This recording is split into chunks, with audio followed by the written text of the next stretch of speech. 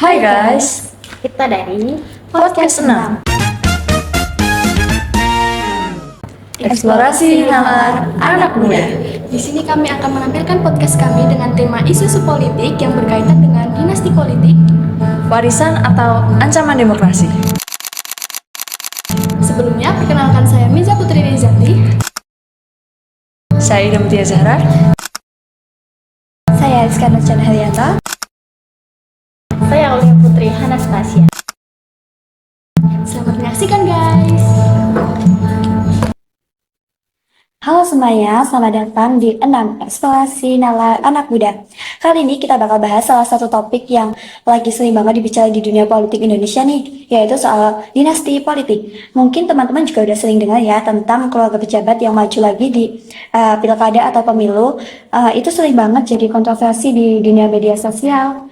Nah, tapi yang menarik, fenomena ini tuh bukan cuma soal siapa sih calonnya, tetapi juga gimana dinasti politik ini bisa berpengaruh ke tata kelola pemerintahan, terutama dari transparansi, akuntabilitas, dan juga proses rekrutmen kepemimpinan. Nah, hari ini kita nggak cuma berdua aja nih, kita udah bareng sama Kayhe, salah satu mahasiswa ilmu administrasi negara angkatan 23. Kayhe bakal ngobrol santai bareng kita dan bantu lihat fenomena dinasti politik ini dari sudut pandang yang lebih kritis. Oke, langsung aja kita mulai. Halo Kak Yahis, makasih banget udah mau datang dan gabung di podcast ini. Gimana kabarnya Kak? Baik, sehat. Belakangan ini lagi sibuk apa nih kalau boleh tahu? Kesibukan kuliah, magang juga. Keren banget ya, emang kalau mahasiswa aktif itu pasti banyak banget kesibukannya. Nah, kali ini kita pengen bahas sedikit soal fenomena dinasti politik yang sering jadi perbincangan publik, apalagi waktu pemilu kemarin. Nah, buat pemanasan dulu nih Kak, biar teman-teman yang nonton juga tahu. Menurut Kakak sendiri, apa sih sebenarnya yang dimaksud dengan dinasti politik dalam konteks Indonesia?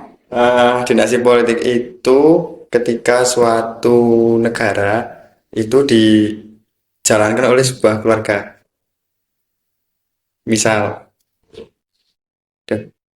bapaknya itu presiden, anaknya jadi wali kota, terus yang mantunya itu jadi gubernur, gitu. Banyak banget daerah yang pemimpinnya masih dari satu lingkaran keluarga politik. Menurut Kakak, kenapa fenomena kayak gini terus muncul dan bertahan? Apakah karena budaya politik kita atau ada faktor lain yang memberi ruang? Kalau itu sebenarnya udah jadi kayak apa ya? Kayak budaya.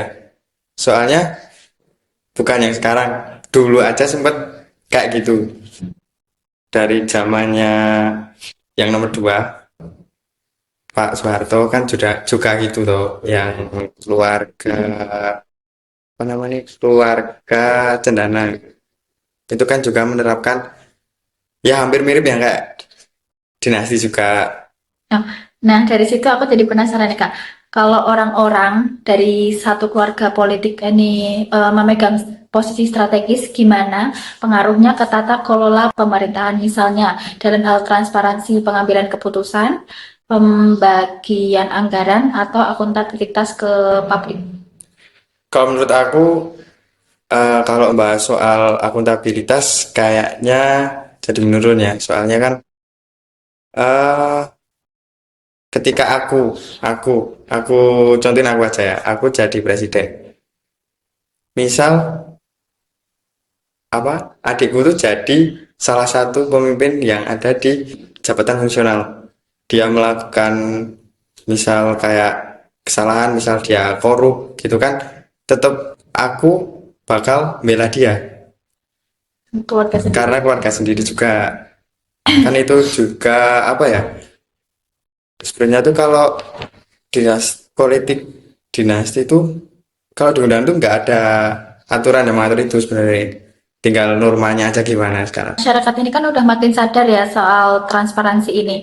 Menurut kakak sendiri nih, praktek dinasti politik ini bikin publik makin percaya atau justru malah makin skeptis sama pemerintahan? Dinasti politik kan biasanya membuat masyarakat memandang kalau pemerintah tuh jadi kurang transparansi, kurang adil juga karena ya itu yang udah aku sebutin tadi, semua anggota keluarga itu saling membela. Jadi misal satu membuat kesalahan, satu bela. Apalagi kalau yang buat misal kesalahan itu yang bawah, jadi yang atas itu kowe iki opo toh? Iki bocahku lah, itulah istilahnya kayak gitu.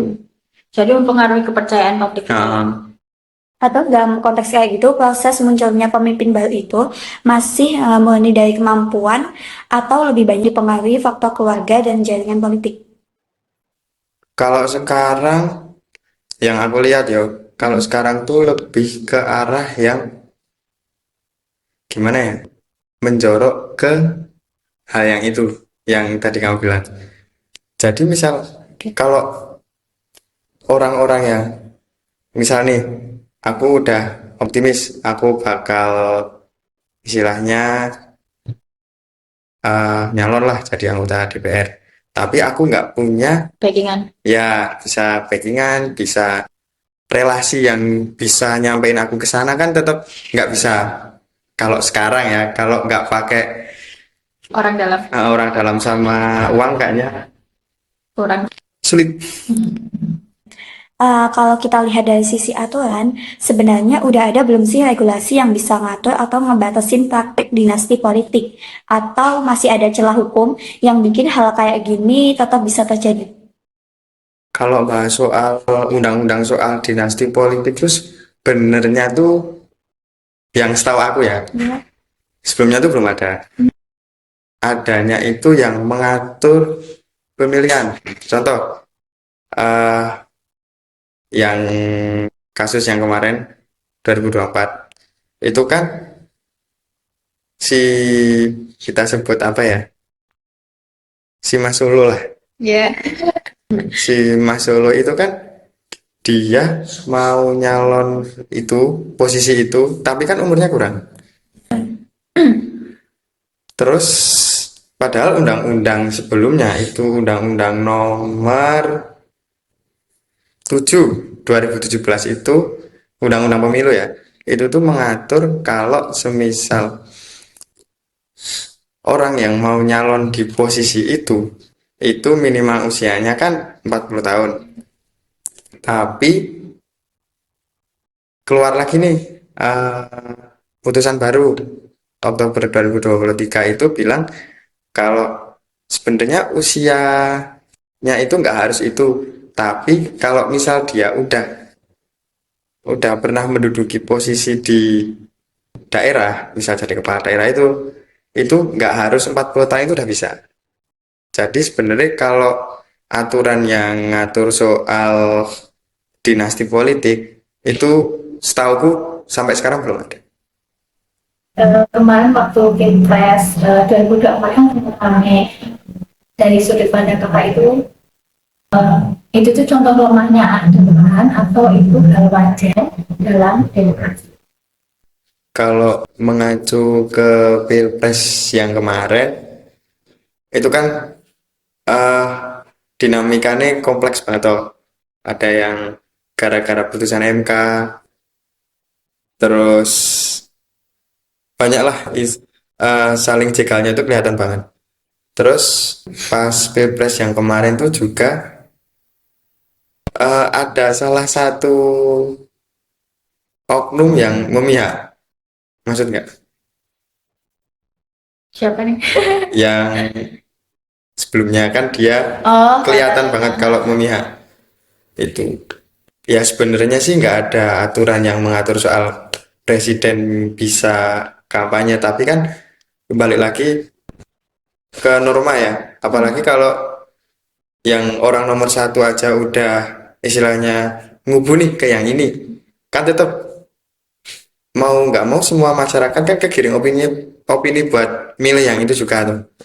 Nah itu berarti itu contoh kayak lemahnya aturan kan? bisa. Kalau bicara soal pemerintahan nih, dinasti politik ini tuh bisa ngaruh ke birokrasi, misalnya dalam profesionalisme atau objektivitas ASN yang kerja di bawahnya. Bisa. Ini nggak bilang apa namanya dinasti yang atas-atas banget ya. kita ambil contoh yang lebih di bawahnya deh, misal kayak yang di lingkup kota itu, ya aku ngerasain ya, itu tuh profesionalitasnya tuh kurang. Ya balik lagi karena yang masukin aku ke instansi ini omku apa kakekku kan, itu bisa ngaruh ke elektabilitas apa transparansi juga. Jadi nggak sesuai kayak dari kemampuan intinya. Nah, kalau kita tarik lebih luas, apa fenomena ini sebenarnya cerminan dari budaya politik masyarakat kita sendiri. Maksudnya itu mungkin masyarakat juga punya peran dalam mempertahankan atau menolak praktik dinasti politik ini. Kalau soal dinasti politik kan soalnya udah jadi budaya ya, udah sulit gitu buat istilahnya buat dirombak, itu sulit. eh jadi kalau menurut aku, kita mungkin bisa melibatkan kayak mahasiswa gitu kan, apa ya, lebih, kalau orang kuliah tuh istilahnya kayak lebih melek soal politik. Jadi kalau orang awam deh ditanya soal dinasti politik tetap dia nggak tahu. Jadi peran buat mahasiswa terus buat instansi itu memberikan kayak apa ya, eh, wawasan lah buat masyarakat, biar hal-hal yang kayak gini kayak dinasti politik, even nggak tahu ya ini sebenarnya dinasti politik tuh bisa kan, bisa baik bisa enggak. Takutnya kalau yang enggak itu kan malah jadi merugikan negara itu juga. Terakhir Bika, buat penutupan, pesan untuk mahasiswa untuk menghadapi isu-isu politik di Indonesia di masa mendatang, karena sekarang kan banyak banget mahasiswa yang masih pasif dan kurang kritis dalam isu-isu politik. Mungkin ini kata-kata hari ini dari aku buat mahasiswa, terutama yang nonton ini, tetaplah peka, berpikir kritis, dan jangan menelan informasi mentah-mentah. Tanyakan, telusuri, pahami, lalu bersikap dengan bijak. Kita tidak harus ribut, tapi kita tidak boleh diam. Wah, seru banget ya obrolan kita hari ini. Dari tadi kita udah bahas banyak hal. Mulai dari apa itu dinasti politik, kenapa fenomenanya bisa muncul, dampaknya ke tata kelola pemerintahan, sampai ke soal regulasi dan peran masyarakat, khususnya anak muda. Makasih banget ya buat Kak Yei sudah mau nyempetin waktu buat ngobrol bareng kita hari ini. Insight-nya keren banget dan semoga teman-teman yang dengerin juga bisa dapat sudut pandang baru soal isu dinasti politik ini dan bisa lebih kritis soal isu politik di sekitar kita. Kita pamit undur diri, makasih udah dengerin dan sampai jumpa.